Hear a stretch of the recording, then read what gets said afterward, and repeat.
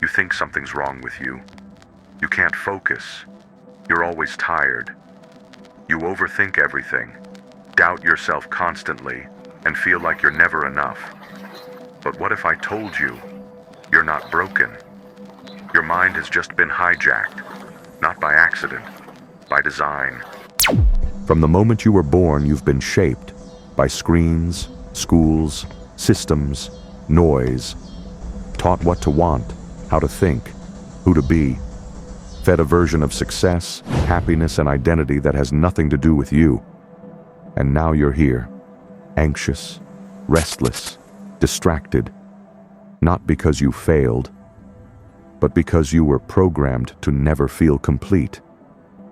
Because if you did, you'd stop consuming. They didn't need to cage you. They just needed to keep you distracted, feed you endless options, flash dopamine triggers in your face, tell you to hustle harder, but rest less, to be confident, but not too confident, to be yourself, as long as it's marketable. You scroll, you compare, you buy, you chase, and you call it living. But it's not. It's reaction. It's obedience. It's a loop, and it was built to feel normal. This is how the hack works. It doesn't shut you down. It keeps you busy. Busy chasing, proving, fixing, doubting. Because a quiet mind, a still mind, that kind of mind starts asking dangerous questions, like, who am I without all this noise? Your mind was never the problem.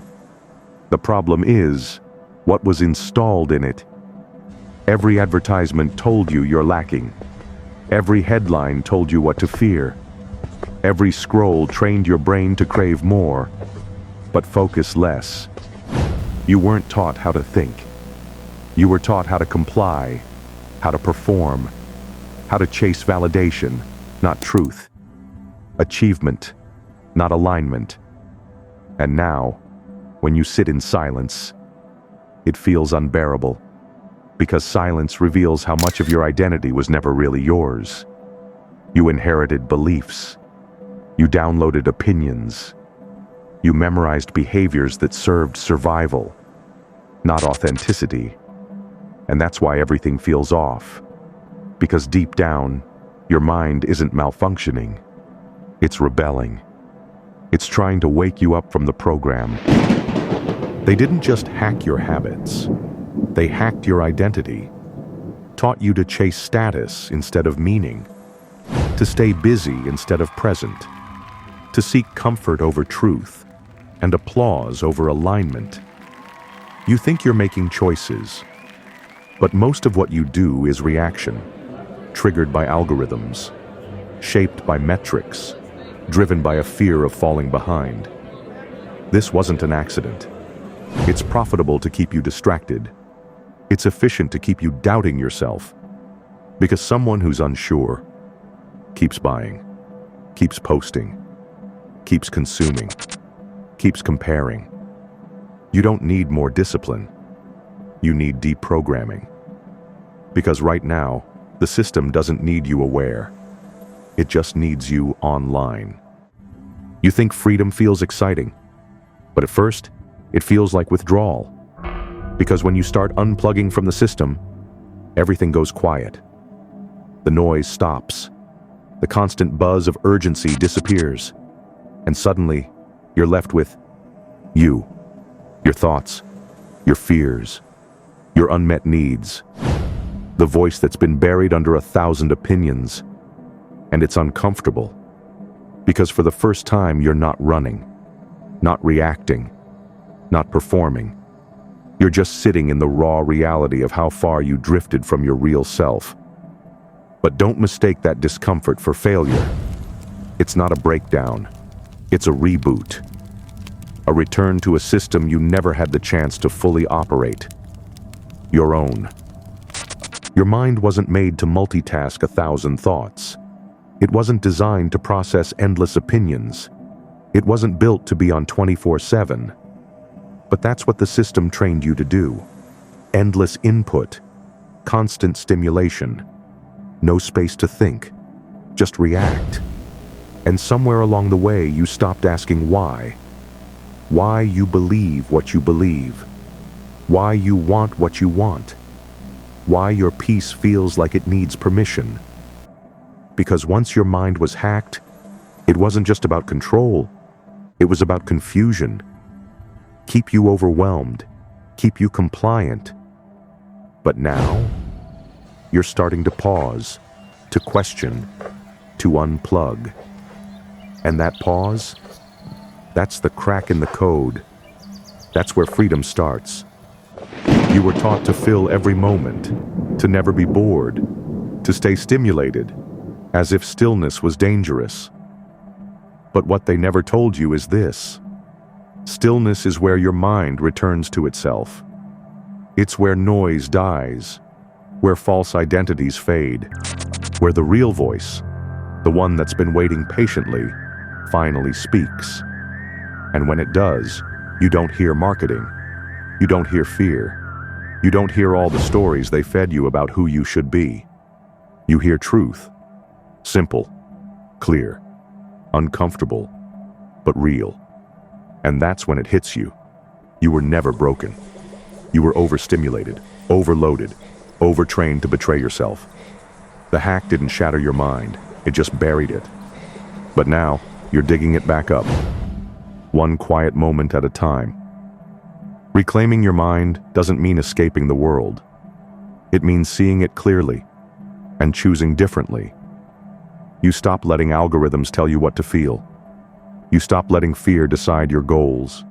You stop chasing things you never even wanted, just because someone told you they mattered.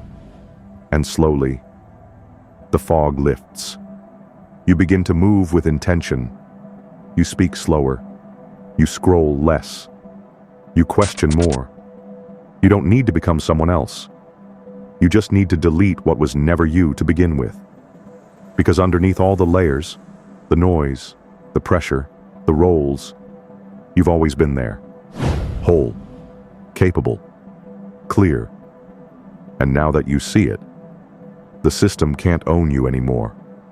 Unless you log back in, the world will try to pull you back. With urgency, with noise, with all the old promises of more and better. But now, you recognize the game. You see how exhaustion was sold as ambition, how anxiety became a lifestyle, how silence was painted as laziness. You're not broken for not fitting into that rhythm. That rhythm was never human. It was built for productivity, not peace. So when you pause now, you're not falling behind. You're returning to yourself. When you say no, you're not missing out.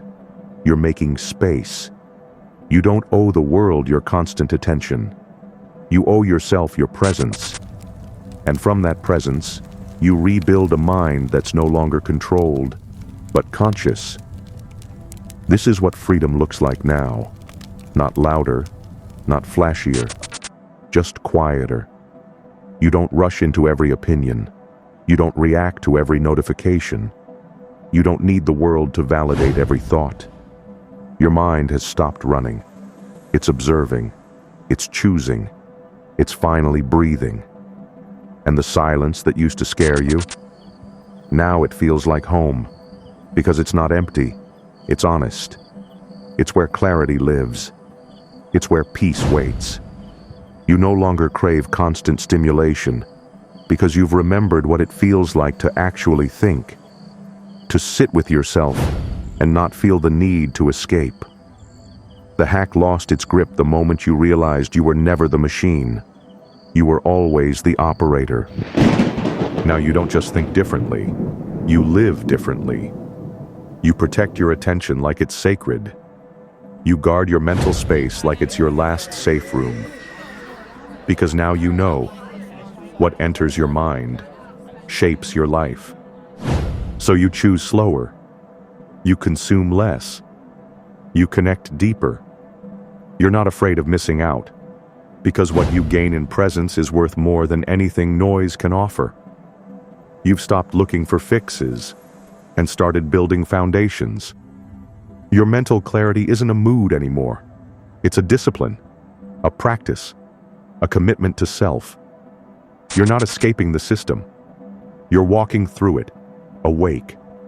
Not to fight everything, but to stop being controlled by anything. So here you are, not broken, not behind, not lost, just unlearning, unpacking, reclaiming the space that was always yours. Your mind wasn't made to be managed. It was made to create, to imagine, to connect, to feel.